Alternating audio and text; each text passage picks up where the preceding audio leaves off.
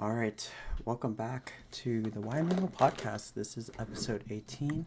My name is Joemer, and this is the podcast where I yap long enough where you fall asleep or you learn something, and hopefully you learn something. Today, I, again, don't know what I'm talking about. I said that I would be better about creating a schedule, and ideas, but we're going to figure that out at a later time, or if you have ideas of what you want me to talk about, then feel free to let me know. But until then, I thought that it would be a good idea to talk about advice that I would give people who are in their 20s as a late 20-year-old, and I guess the things that I've learned in the 7 years that I've been in the 20s. So I'm 27, and there's a lot that happened, I think, in general in the past 7 years. But I think that I'm going to start with when I was 20, 21-ish. So that was around the time when I was in college, and I did a lot of things right, and I did a lot of things wrong, but I'm going to talk about the things I did right, and, maybe you can learn about my failures a different day. So I think if I had to tell something to myself, to my younger self at the time, I would say that I did a really good job of finding internships or just finding opportunities or looking for opportunities. The biggest thing that I was happy that I ended up learning innately or naturally was that I ended up looking for a lot of opportunities that kind of came with finding a job or finding an internship. And school doesn't really teach anyone that. School doesn't really teach people how to find a job or how to network or how to socialize and how to capitalize on opportunities. And so I'm going to talk about it a little bit.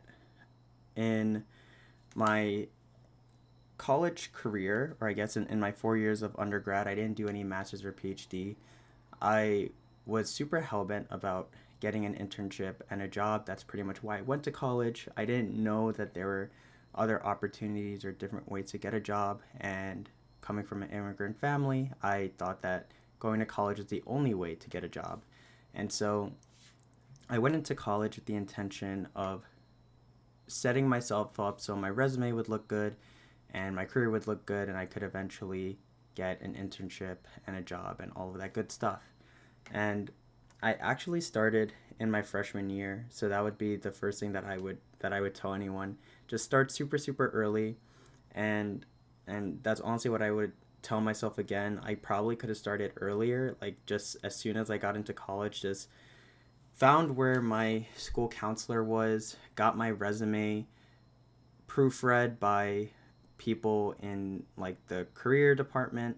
And lots of times colleges or just like in general, a lot of universities will have entire centers focused on helping students get jobs, because it's important for the college to have these job acceptance rates and to make sure that people who graduate end up being successful. Like that's what helps their statistics and helps the college stand out from the other colleges when their students do well. So it's kind of like a symbiotic relationship where they help you with your resume, you help out the school's stat lines, and it's all a win-win. And so you might as well capitalize on that. So yeah, go to your school center or find the resources that you have for resume reviews and try to figure out how you can get opportunities a lot faster.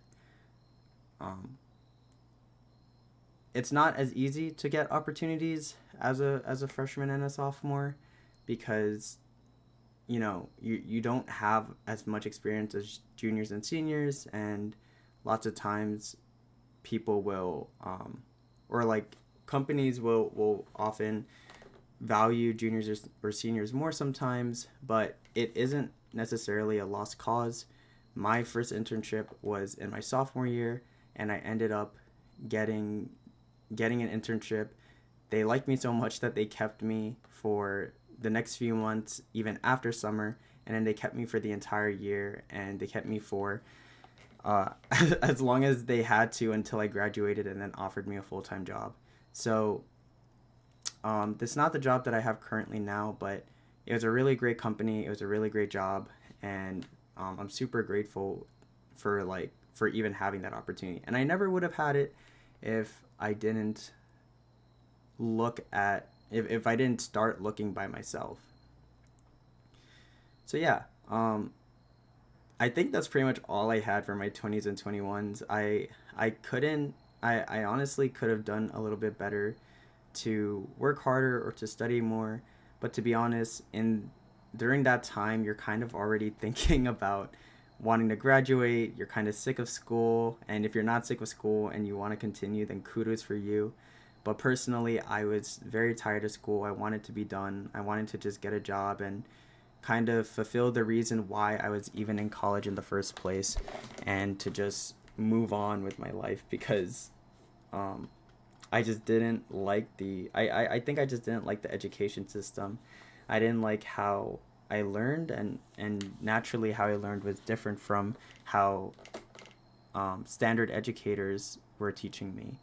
So yeah, I didn't really like school, and coming from that place, I would still kind of just give the advice that if you don't really know what you're going to do, then stay in school and try to figure it out. And once you have it figured out, then create a game plan. Um, but I feel like that's just a general that's general advice for your 20s and 21s. And things don't really start to get challenging until you actually finish college, I think. There's a bunch of things that people end up having to deal with post college. I think they call it like, what do you call it? Post college depression or postgraduate depression. I forget what it is. But it's pretty much the idea that after you lose the structure that you have from being in academics for so long, you kind of don't know what to do with all this free time, or have this lack of structure, and people will fill that time in different ways or not fill the time and kind of spiral and wonder what they're supposed to do, how to find a place of belonging, because you can't just go to class and meet people that are similar minded or of similar age, and it's very, very different socializing and networking outside of a school system and outside of a university. So compared to, I guess, the advice that I could give, like, when you're still in college, I feel like there's so much more that life has to offer, and there's more advice to give after college. So, yeah, the 20s, 20, like, the early 20s, like 2021, a lot of advice that I can give would honestly be solved by talking to a school counselor, or someone that's in the career field, because that's generally what the problems are, something around jobs or internships. And then after that, you enter life. And talking about, I guess, the the post college depression and how to find a place of belonging, I think the first thing that most people will say is to join a club or to join some type of group. In New York City, running has apparently become a huge thing for people to socialize and find people to date. And there's a bunch of different rules, and everyone joins Strava. I personally, which is a running app, by the way, and I personally have not done any of that. I have done running, but I ran before all of this running stuff exploded. So I actually used to run in a circle around my neighborhood, or in a square. I ran around the block like maybe 15 times, and I thought no one was watching I thought no one was watching me, and at one point I went and ran at a different time, and everyone started coming out, like all my neighbors, and they started saying like, "Oh, you're the guy that runs around the block 15 times." And that's when I realized that people were watching me, and was a little bit embarrassed. But anyway, the point is that I joined running stuff. I didn't join clubs, but finding things to do is one way to just fill your time in terms of like dealing with the lack of socializing, clubs are a great way to do it. I don't know about running clubs, but I personally joined like a volleyball community, and that's helped me. But I also joined like a year ago, so I guess most of my 20s or most of my early 20s, I spent a lot of time indoors. I spent a lot of time focusing on myself. Um, like when I was like 23, I think when I was like 21, 22, I spent time just graduating and celebrating.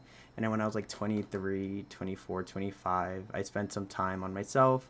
I think I spent some time on relationships, and um, I definitely calmed down a bit more and tried to focus on strengthening those relationships and stuff. And I still feel like I do, but the focus has changed a little bit. But I think that like a lot of the 20s is kind of figuring out how to restructure your life without academics, or how to structure life on your own, really, like without your parents telling you what to do, without school telling you what to do, and seeing what really works for you, because you can really structure your life in way you want. You can schedule your time however you want to do it, and there's so many different ways and opportunities to enjoy life and to just have a lot of fun.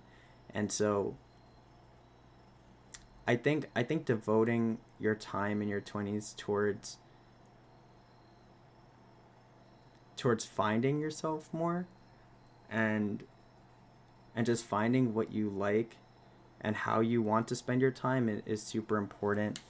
And I think it's probably your most bang for your buck. Like, you can spend your 20s just enjoying life and not really thinking about it, and maybe that's your way of enjoying life. Like, if you just like to frivolously spend money and enjoy a bunch of traveling trips and all that stuff, it's like cool, like that's great. But I think, I mean, obviously I can't speak for people, because like I said, I did end up staying like inside. Like, I'm very much like a homebody, but I am a person that has gotten busy even when I was at home. And I'm a person now, even in my current job, where I'm constantly moving around. And so I can tell that mentally, whether you're traveling or in your room, if you are a busybody, or you're someone that just fills your time with more things, you don't really give yourself time to breathe, and you really don't understand how much you need a breath sometimes. Like, you never really understand how much you kind of just need to relax your shoulders and think about nothing. To think about nothing, and to just like empty your mind, empty the thoughts that you were thinking about for a really long time and not really giving it any thought. That was kind of the thing that I ran into when I went to a park and I just decided to think about things randomly on my own. I realized that there were so many things that I would have one-off thoughts and I would think about, and then I'd put it in the back of my head and I'd never think about it again. And when I gave myself time to breathe and time to just slow down, I started asking myself those questions and realizing, oh, like I never really answered that question, or there are things that, I just needed to accept, and that I was just really frustrated on, like life questions, like what is the meaning of life? And, sitting on that question, answering it a little bit, and then going back to work and then coming back to the question. And it's almost like if you were to have, a problem on your desk that you really didn't want to solve, and then you get frustrated, so you leave your desk and then you come back, and in front of your desk is the same problem, and so you just keep on doing that back and forth, and you just stay frustrated when you could have just taken the piece of paper and thrown it out into the garbage. Like, how important was that question really on that piece of paper for you to have to answer it?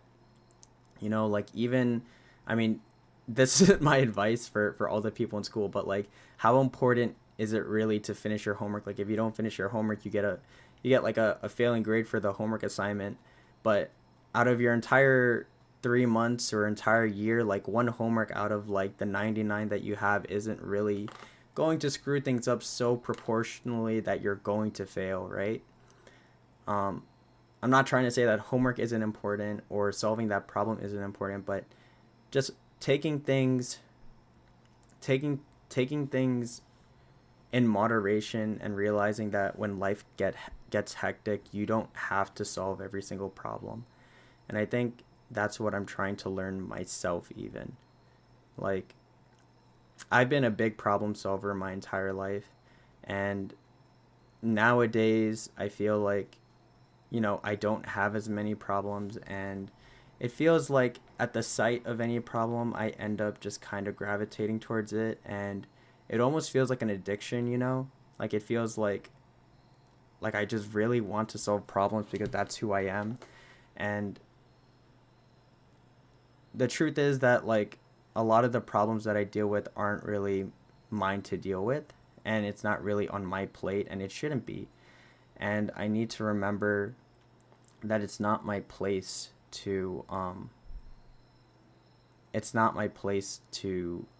help everybody or to solve every problem.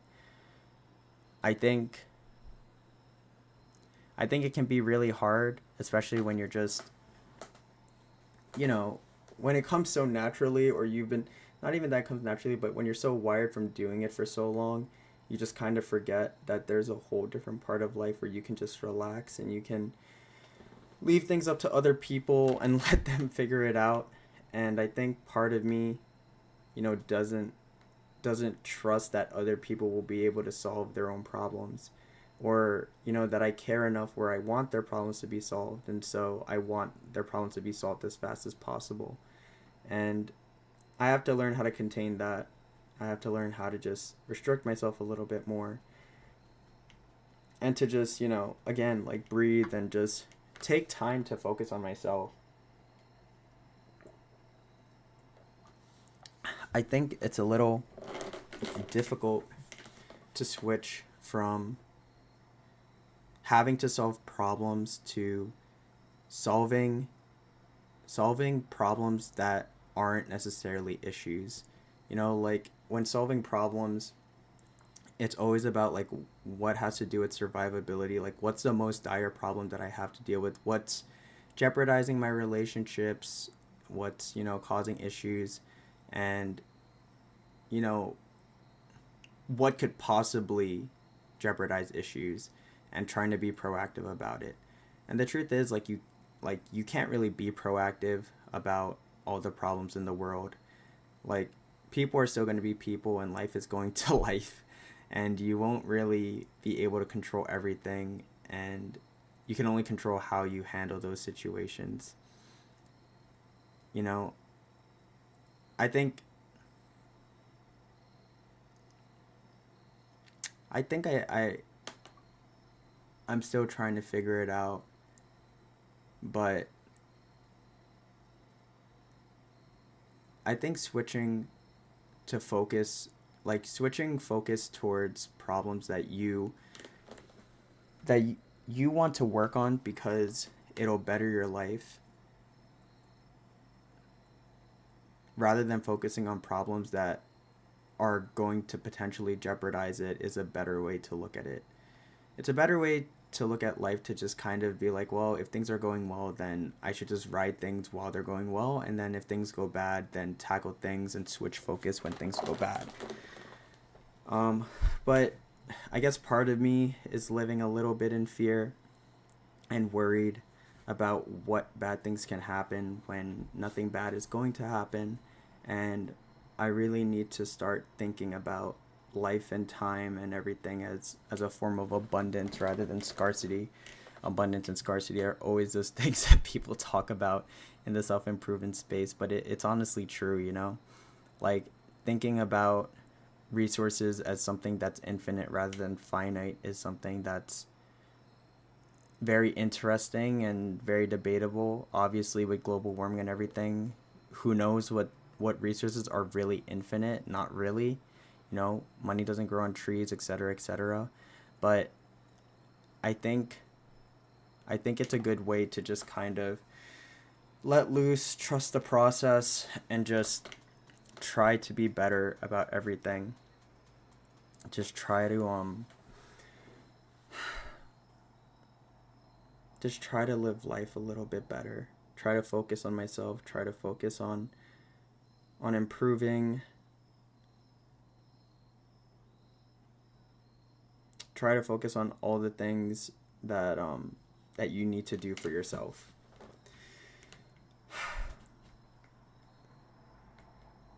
I keep saying this stuff like I'm trying to give advice, but honestly, like I feel like lots of times I end up just kind of talking about myself and talking about things that I wish that I would hear right now, because I honestly feel like sometimes I need a stern talking to, or I need to get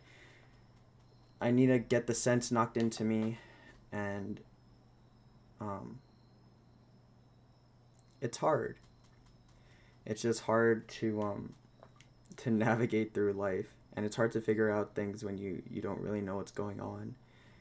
It's hard, I think it's hard especially to move forward in life when there's nothing really pushing you to, when someone just says like, hey, you can do whatever you want, like what do you do then, like some people find it easy to just have a thought and to just go with it. If they just think like, oh, I want to go to Florida or I want to go to Brazil, like they'll just do it. But I'm not really like that, and I can't really I can't really think about just doing things on a whim without considering all of the responsibilities or the the consequences of doing an action, Like I spent a lot of time to build the life that I have, and to build the level of resilience and mental health that I have. And I think that like part of me is just scared to lose it. I mean, I'm not scared, but it's just like I wouldn't jeopardize that, like the peace that I have, the drama free life that I have, the resources, just like the job, like the dream job that I have. It's all really, really good. And I think that's why I live a little bit in fear. I'm a little bit scared to let go of those things. And I have to I have to not be as scared, or maybe not yet, but eventually, like I need to work towards a life where I don't have to be scared of anything or worried about if I lose things, because, there's always like a better side to things. And I think that's what I'm working on now.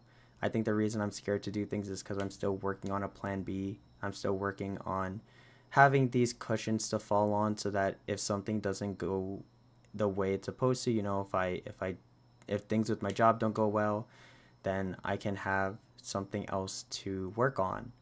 And I think that's why I'm doing so much self-exploring, to just find what my next goal is, in the short term, and figure out where I want to go from here. And I guess I'm just talking about this because, I know that there's a lot of people like me that also feel just as confused about what their next steps are, or where they should go from here.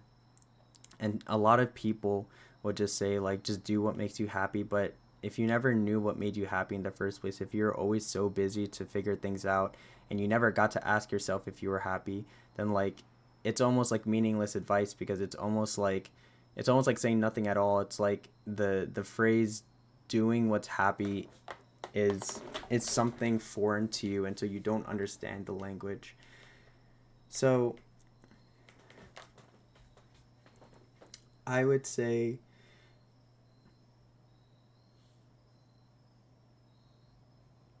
instead of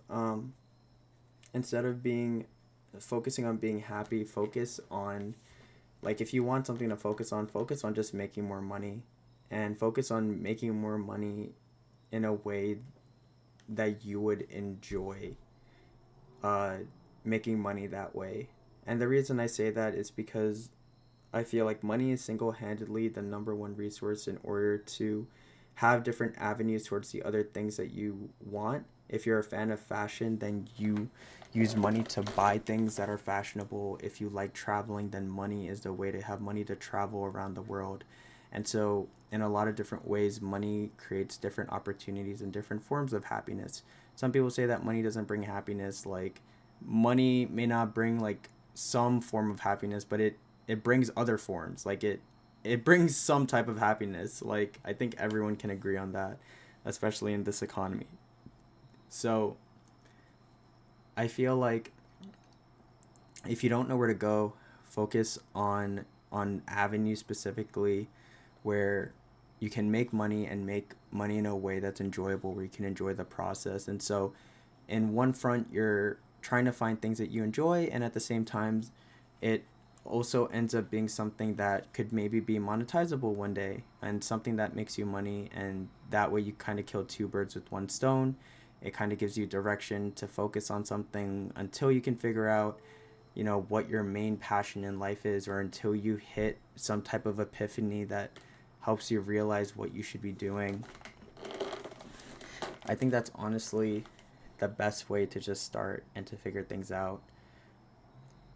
And yeah, that was advice that one of my friends gave. It was just like, if you don't know what you're doing, just put your money in some place that it can grow. And I've been kind of trying to focus that mentality in a lot of different ways, like, it's not just with money. It's just like, if you don't if you don't know where to put your time, then put your time into things and people that you feel like might I mean, not might, but like, put your time into people and things that will return some type of value to you. It doesn't have to be happiness, but maybe it'll provide some insight, or maybe it'll cross something out, and you don't have to worry about it.